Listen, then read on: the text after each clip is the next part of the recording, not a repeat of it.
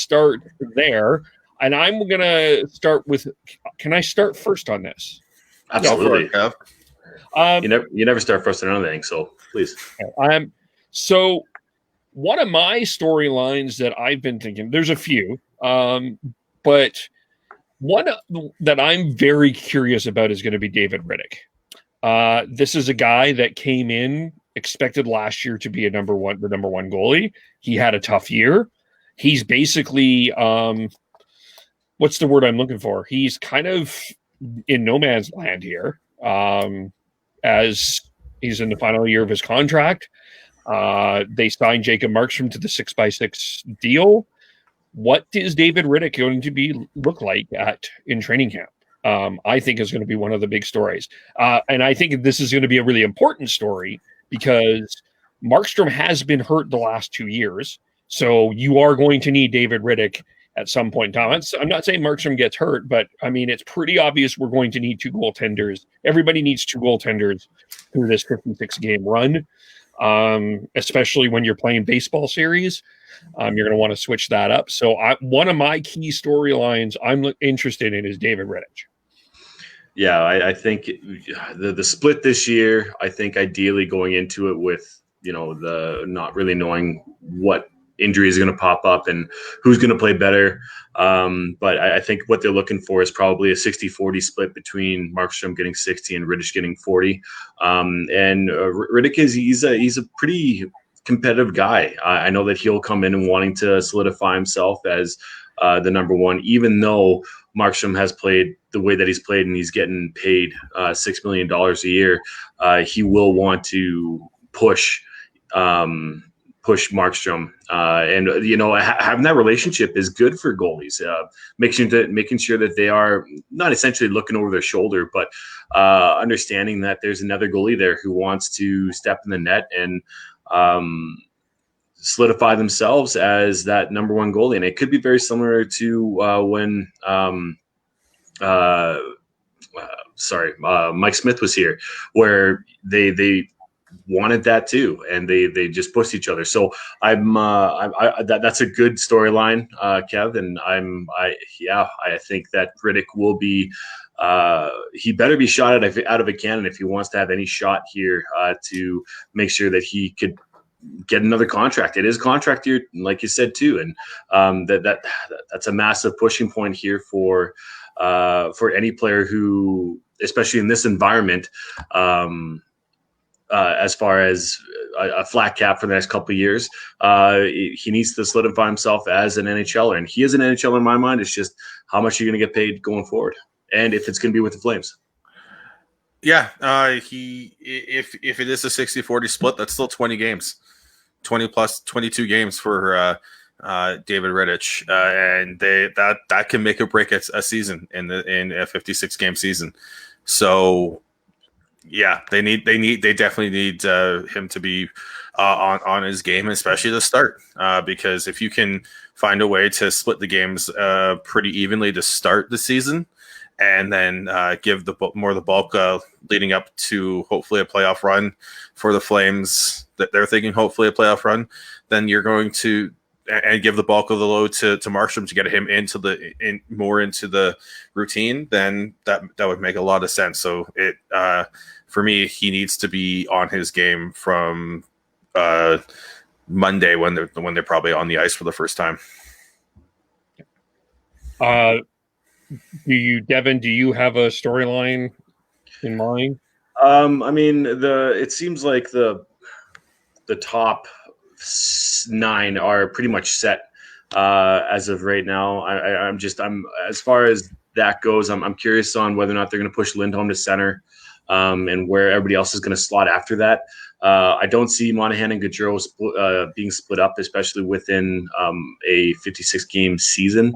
You kind of need to go with what you know. But we do know that Elias Lindholm can play center, and I'm feeling that he will be put at center. It's just who's going to be around him. Is Tkachuk going to move up? Is Mangiapane going to be up there with him, and Backlund going to drop? Because the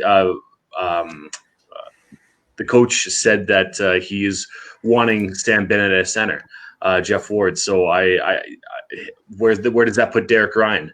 and kind of where, like, if they do have Lindholm at center, just where everybody else falls and how that looks.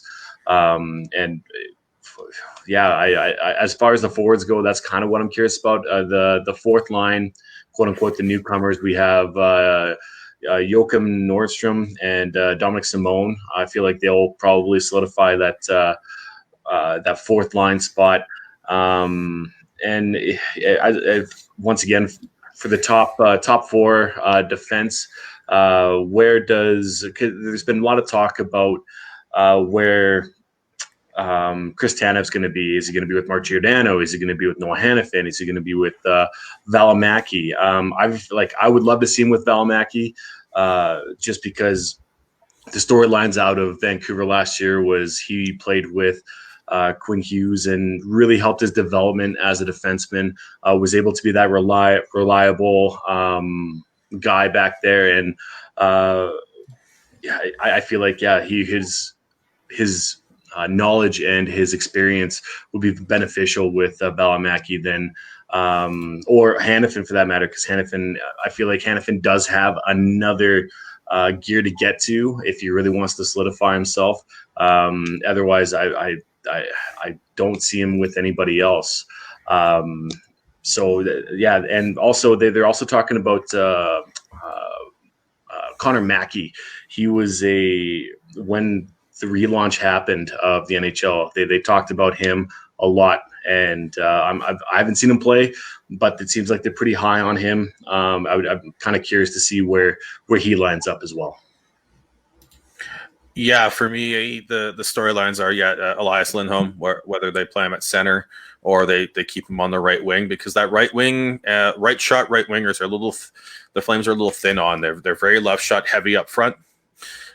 So whether or not they do that, and if that means that Backlund shifts to the right wing as well, or if they end up moving someone up like Josh Levo, who I think one of the reasons he signed with Calgary was that there is a legit opportunity for that right wing spot, as well as on the third line as well. I think I don't think the top nine is as set as Devin, but who change? Who'd you have change? Because you have Monahan, you have Johnny, you have Backlund, you have Tkachuk. As far as for the last 5 years, it seems like everybody talks about pairings instead of lines altogether, and having someone step in as the third person on that line. So, who'd step up there? Like I said, it all comes down to what they do with Lindholm. If they keep him on the right wing, then I think there's definitely a right spot available. Because I think they would want to have someone like Josh Levo with like Tkachuk and Backlund. I think that would work. But if they end up moving Lindholm to center, and again, if they decide that they don't want to, and they want to keep Backlund at center as well, then again, that you have a gaping hole at right wing. But even if you move Backlund to the right side, I still think there's an outside shot for someone like Josh Levo, who is a right shot right winger, who was underused in Toronto, found his stride in Vancouver, and then just unfortunately got injured. So it'll be interesting to see how his speed and his quickness looked after coming off such a brutal knee injury. But I think there are opportunities in there for someone to take it and run with it on that right side up front for the Flames. And then the deep pairings are all up for grabs, I think. Because you're expecting a big year from Rasmus Anderson and him taking another step. You're hoping for, if you're Flames fans, you're hoping for Noah Hannafin to continue to be a steady second pair defenseman. I think unfortunately Hannafin gets a lot of flack just because of how good Hamilton's looked in Carolina, and just he's still making $4 and a bit. So he's still making enough money for people to be like a lot willing to criticize, but I still think he's a very good second pair defenseman that you any team would be happy to have. And then where does Tanev slide in? Does he slide in with Gio? Does he slide in with Hannafin? Does he play with one of the kids? Because as Devin said, not only do they have Valimaki, but they're very high on Connor Mackey as well. And both of those guys are left shot defensemen. And if you play them with a steadying force like Chris Tanev, that could really solidify a pairing right there. And then you could find a way to mix and match with another pairing, because they've got a bunch of left shot defensemen, but that are able to switch over to the right side. Nikita Nesterov is one, and then they've also got Alex Petrovic, who I don't know what their plan is with him either, but he's played a decent amount of games in the NHL. So the defense is a huge storyline to watch for Flames fans. And also Oliver Shillington too, right? He can play the right side as well. And yeah, I totally forgot about Josh Levo. My apologies, because I do think that he is a good middle six player. So yeah, he could definitely push for a spot. Yeah, because I can see Levo playing with Bennett and Dubé, and then you can slide Lucic down to the fourth line, which would be fantastic. Yeah. No, I mean, and then or you could throw Levo with Backlund, and you could chuck Levo, Lindholm, Mangiapane, and then maybe you move Monahan to the wing and keep Backlund. I know Backlund has said he doesn't enjoy the wing, so I don't foresee him being the guy that ends up going to the wing, which is, I think, the part of the problem here. So, I mean, you could move Ryan maybe to the wing. Don't worry, Backlund. You've got one more season, and then you're going to be in Seattle. Potentially, for sure. I could definitely. I think that when you have so many centers that you can push them to the wing, if they have a left-right tendency, or if they're better on one side of the ice for center ice draw, or a draw, that having that diversity is perfect. So I could definitely see Derek Ryan going to the wing as he did in the return to play, for sure. And don't close your, or don't overthink Alexander Yellison too. He's a right-handed shot. Sorry, and Anton. Is it Anton? No, it's Alexander. Yeah, because he can play. He can play too. He played a couple games last year. I remember watching him. He wasn't anything to brag home about, but he could be a good number 7 to 6 defenseman if you really need him, because you know that they're going to be potentially injuries for sure, and he could. Don't be surprised if you see him in the lineup. And jumping on with Devin on Derek Ryan, he's a right shot as well, and has some underrated offensive ability. So he could jump in on the right wing in the middle six if they decide to go. If Backlund doesn't want to move, if they don't want to move Backlund to the right wing, and they still want to move Lindholm, and then they're just absolutely loaded down the middle with Monahan, Lindholm, Backlund, and then Bennett if they're so determined to have Bennett as a center. So they've got options, and like I said, I think the top 9 there's a couple spots up for grabs in the top 9. And also, there's another line I wouldn't mind seeing at some point. I wonder if they do Bennett, Mangiapane, and Dubé together, which I think would be an interesting line. But I would like to see that too. It's just with every point matters very much within the shortened season, and it would be fun to kind of play with the lines and juggle with them. If you're going to do it, you got to do it sooner than later, and maybe that's what happens out of the gate. For your first couple games, but it's hard to experiment with the way that things are right now. And I think the other thing that I think is going to be interesting is Connor Zary, Pelche. What do you do with the Zarys, Pelches, Kuznetsovs, etc.? Well, Kuznetsov's going back to the NCAA there, Kev. He's not coming into camp, so that's Zary and Pelche. I think will at least come into camp. I wouldn't be surprised if they start off on the taxi squad, just as they keep them there until they know exactly what's going on with the Q and the dub. don't know actually what's going on with the Q right now. Are they playing? Are they not playing? Nobody's playing it, but Nobody's playing. things are starting to Yeah. ramp up a little bit. But So, and It'd be hard to put them in there. Like I'd say you could definitely have a space for one of them, and that's going to be probably the battle there for training camp is who's going to come out ahead. And right now, I'd say Peltier probably will come out ahead of Zary to be on that taxi squad because you can only have five players, right? So 5 skaters, yeah. 5 skaters, exactly. So it's you have Dominic Simone there. You have Joachim Nordstrom as well. You got to have a couple defense on there, like a Connor Mackey, like a Nesterov, and I just that leaves one other spot open, which is probably going to be a forward spot, and it could be Peltier or Zary. But as of right now, I could definitely see Zary being the odd man out there. Well, the one thing though is that you still can have a 23-man roster, so you could carry as many. So that's going to be 21 skaters. You could carry as many as 26 skaters.